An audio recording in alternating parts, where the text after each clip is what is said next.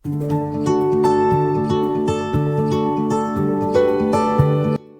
Viewers को doctor Ayush का प्यार भरा नमस्कार। 2019 से गवर्नमेंट ऑफ इंडिया के पशुपालन के क्षेत्र में 2 फ्लैगशिप प्रोग्राम चलाए जा रहे हैं। सबसे पहला प्रोग्राम NAIP का और दूसरा प्रोग्राम NADCP का, जिसमें अभी प्रेजेंटली सारी स्टेट्स FMD वैक्सीनेशन के काम में लगे हैं। पहली बार देश में टेक्नोलॉजी का सहारा लेते हुए डाटा कैप्चरिंग का काम हम लोग कर रहे हैं, चाहे वो आर्टिफिशियल इंसेमिनेशन के रिकॉर्ड्स के बारे में हो या चाहे वो FMD वैक्सीनेशन के बारे में हो। तो डाटा कैप्चरिंग का काम हम सभी लोग कर रहे हैं NDDB द्वारा डेवलप करे हुए सॉफ्टवेयर में, जिसका नाम है इनाफ।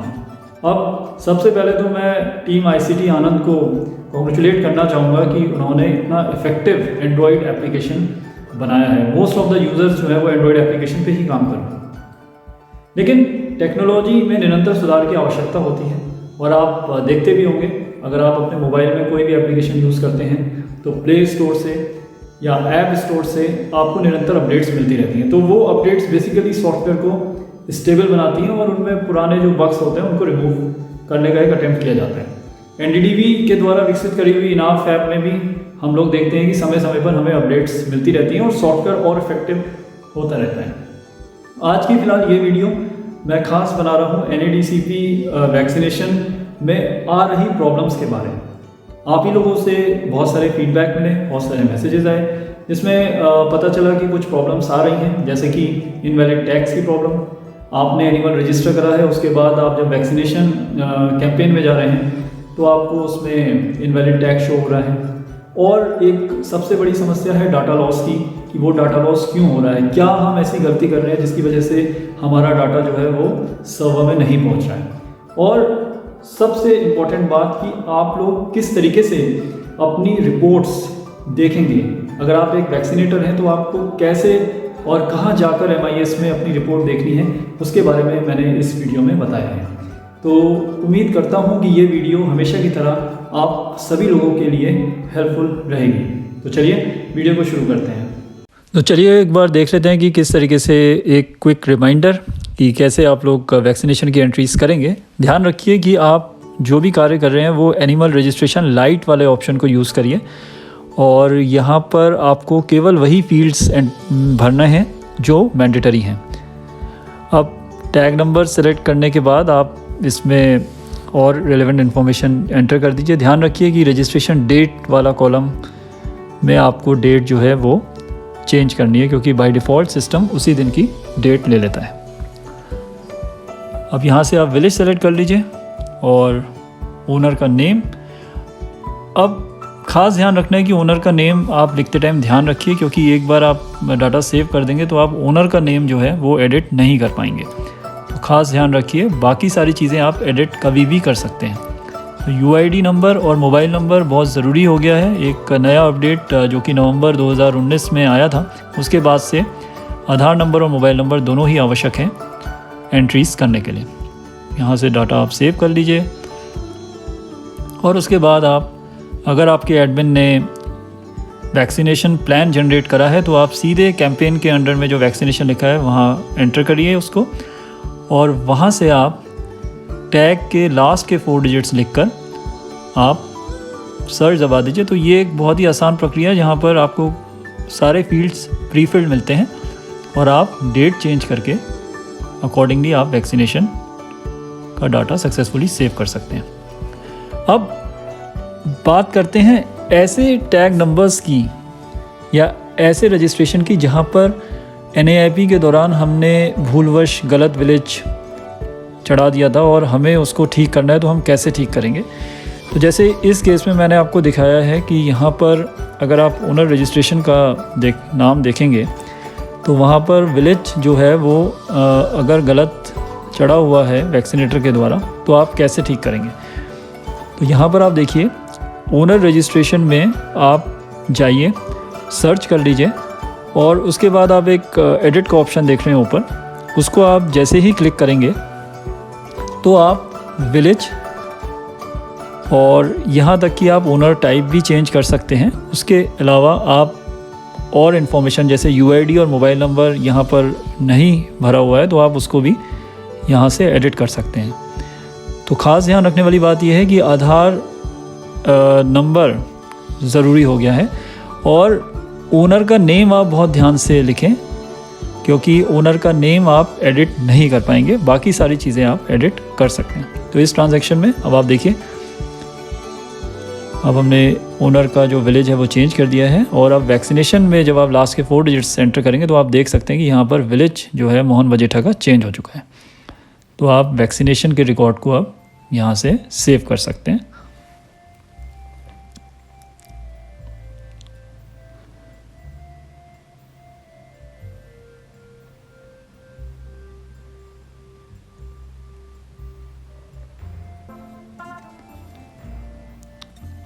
अब एक और मैं आप लोगों को इम्पॉर्टेंट चीज़ बताना चाहता हूँ, वो है कि अगर आप एनिमल रजिस्ट्रेशन पूर्व में कर चुके हैं तो ऐसे टैग नंबर्स जहाँ पे लास्ट की 4 डिजिट्स 0 से स्टार्ट होती है, तो वहाँ पर आप देखेंगे कि पूर्व में आपके द्वारा जो एनिमल रजिस्टर करा गया होगा उसको जब आप यहाँ से सर्च करते हैं तो वो इनवैलिड टैग दिखाता है। तो उसमें कोई घबराने की बात नहीं है, ये एक टेम्प्रेरी एक बग हो सकता है इस सॉफ्टवेयर में, जो कि नेक्स्ट अपडेट में डेफिनेटली सुधार इसमें कर लिया जाएगा। अब यहाँ से जब आप एनिमल टैग सर्च कर रहे हैं तो आप देख सकते हैं कि यहाँ पर ऑप्शंस शो हो रहे हैं, लेकिन सेम जब आप 0964 जब आप वैक्सीनेशन में आप कैंपेन में लिखेंगे तो वहाँ पर आपको इनवैलिड टैग आपका दिखाएगा।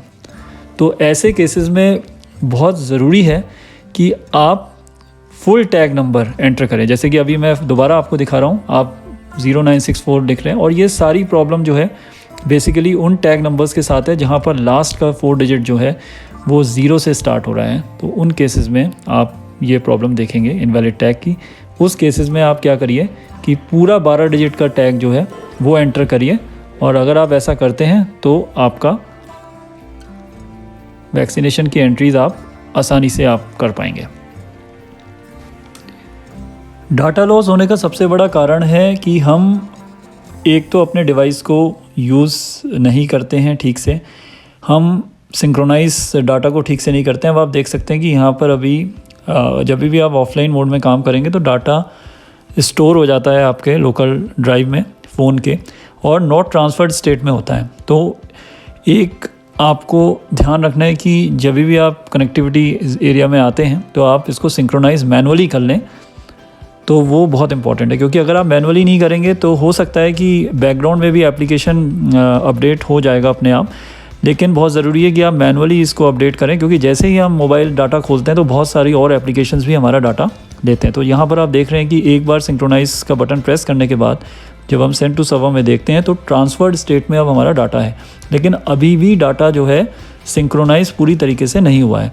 तो अब आपको करना क्या है कि आपको एक बार और सिंक्रोनाइज का बटन प्रेस करना है, और अब आप देख सकते हैं कि डाटा जो है वो सिंक्रोनाइज हो चुका है। तो अब आपका डाटा सर्वर में पहुंच चुका है। तो इसका विशेष ध्यान रखें, कभी कभी आपको 3 बार भी सिंक्रोनाइज का बटन प्रेस करना पड़ सकता है, और आप निरंतर सेंड टू सर्वर वाले ऑप्शन को ज़रूर देखें। तो ऐसा करने से आप डाटा लॉस होने से बच सकते हैं।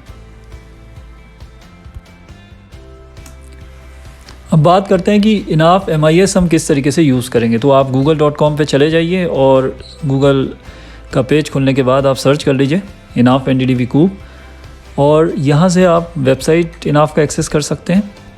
और पर्टिकुलरली आप देख रहे हैं कि NAIP और NADCP के अलग अलग डैशबोर्ड हैं, तो आप डैशबोर्ड के ज़रिए भी एक इंफॉर्मेशन को निकाल सकते हैं यहाँ से, जैसे कि आप डैशबोर्ड देख रहे हैं। और ये डैशबोर्ड नॉर्मली 24 घंटे में एक बार अपडेट होता है, और फ़िल्टर करके आप, क्योंकि ये पूरे स्टेट्स का डाटा दिखा रहा है, तो अगर आप अपनी स्टेट का डाटा देखना चाहें तो फ़िल्टर का ऑप्शन यूज़ करके आप अपनी स्टेट का डाटा देख सकते हैं, जिसमें एनिमल रजिस्ट्रेशन, FMD वैक्सीनेशन और ब्रूसेलोसिस वैक्सीनेशन, और अगर आपने इनाफ में उसकी एंट्री करी है तो वो यहाँ पर आपको रिफ्लेक्ट हो जाएगा। तो ये तो डैशबोर्ड की बात रही। अब इम्पॉर्टेंट बात है कि आप कैसे अपना MIS देखेंगे। तो यहाँ से रिपोर्ट सेक्शन में जाके आपको लाइव MIS रिपोर्ट एक्सेस करिए, अपना वैक्सीनेटर का यूज़र ID और पासवर्ड एंटर कर दीजिए, और लॉगिन आप क्लिक करने के बाद आपके पास कुछ ऑप्शंस यहाँ पर आपको दिखेंगे। रजिस्ट्रेशन से आप एनिमल रजिस्ट्रेशन वाले ऑप्शन एक्सेस करके आप अपने नंबर ऑफ़ एनिमल रजिस्टर्ड देख सकते हैं। और उसके बाद अगर आपको वैक्सीनेशन की रिपोर्ट देखनी है तो बेस्ट है कि आप GOI स्कीम्स के अंडर जाएं और NADCP वैक्सीनेशन ऑर्गेनाइजेशन लेवल को क्लिक करें। तो यहाँ से आपको एक्यूरेट वैक्सीनेशन संबंधी डाटा मिल जाएगा। अब यहाँ पर आप 1 मंथ का डाटा जनरेट कर सकते हैं। जैसे कि अगर आपके यहाँ वैक्सीनेशन स्टार्ट हुआ है 23 सितंबर से, तो आप 23 सितंबर से 23 अक्टूबर तक का डाटा जनरेट कर सकते हैं। तो और भी ऑप्शन है यहाँ पर, जैसे आप हेल्थ में जाके भी डाटा जनरेट कर सकते हैं, लेकिन यही ऑप्शन सबसे ज़्यादा रिलायबल है और ये ऑप्शन एक्यूरेट आपको डाटा बता देगा कि आपने कितने एनिमल्स वैक्सीनेट करे हैं और टोटल वैक्सीनेशन कितने हुए हैं इंक्लूडिंग बूस्टर डोजेस। और यहाँ से आप एक्सेल सेलेक्ट करके आप फॉर्मेट को एक्सपोर्ट भी कर सकते हैं और अपने कंप्यूटर में भी विस्तार से इसके बारे में देख सकते हैं। अगर आप व्यू डिटेल का ऑप्शन क्लिक करेंगे तो आपको और भी इंफॉर्मेशन मिल जाएगी, जैसे कि टैग नंबर और डिटेल्स ओनर के। अब यहाँ से आप रजिस्ट्रेशन भी चेक कर सकते हैं। रजिस्ट्रेशन में आप मैक्सिमम 6 मंथ तक का डाटा एक बार में जनरेट कर सकते हैं। यहाँ से आप पता लग जाएगा कि आपको कितने आपने एनिमल्स रजिस्टर्ड करे हैं। जनरली MIS का सर्वर में आपका, अगर आप एंड्रॉयड ऐप से डाटा कैप्चर करते हैं तो 24 घंटे में ये एक बार अपडेट होता है, तो वहाँ डिले रहता है। अब मैं आपको दिखा रहा हूँ कि सुपरवाइज़र की आईडी से आप कैसे अपने वैक्सीनेटर्स की प्रोग्रेस देख सकते हैं। तो आपका पेज खुलने के बाद आप हेल्थ में जाके भी देख सकते हैं। जैसे वैक्सीनेशन में इंडिविजुअल वैक्सीनेशन दबाएंगे, लेकिन यहाँ पर जो डाटा है वो एक्यूरेट अभी नहीं मिल पा रहा है और हो सकता है कि कुछ सर्वर का इशू हो और बहुत जल्दी NDDB इसको रेक्टिफाई करे।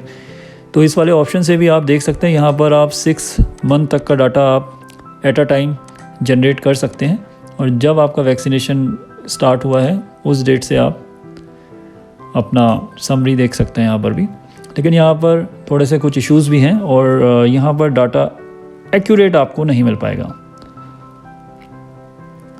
तो बहुत ध्यान रखने वाली बात यह है कि अगर आप वैक्सीनेशन संबंधित एक्यूरेट डाटा देखना चाहते हैं तो आप गवर्नमेंट ऑफ इंडिया स्कीम्स का जो आपको स्क्रीन पे अपने दिख रहा है, वहाँ से आप अपना डाटा जो है वो कैप्चर करें NADCP वैक्सीनेशन ऑर्गेनाइजेशन लेवल में जाके। तो वहाँ से आपको एक्यूरेट डाटा वैक्सीनेशन के संबंध में मिल पाएगा।